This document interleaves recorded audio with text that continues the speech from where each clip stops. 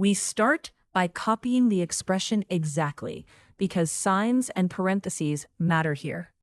Before simplifying, we record the restrictions coming from every original denominator.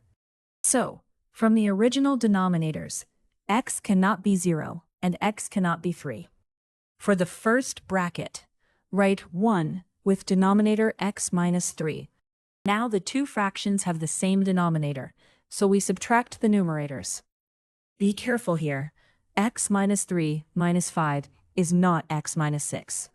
The numerator simplifies to x minus 8, so the first bracket is ready. Next, factor x squared minus 3x as x times x minus 3. Also, 3 minus x squared equals x minus 3 squared.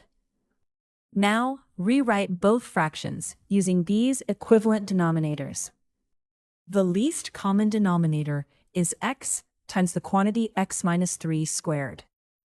Expand the numerator so we can factor it correctly. Factoring out a negative reveals a perfect square trinomial. The trinomial factors as x minus 6 squared. So the entire second bracket becomes negative x minus 6 squared over x times x minus 3 squared. Now substitute the simplified first bracket and the simplified second bracket. Dividing by a fraction means multiplying by its reciprocal, including the negative sign. Write the product as one fraction, so the common factor is visible. Cancel only one x minus 3 factor. The original restriction x not equal 3 still stays. Because the original expression divides by the second bracket, that whole bracket must not be 0. That bracket is 0 when x equals 6, so x cannot be 6.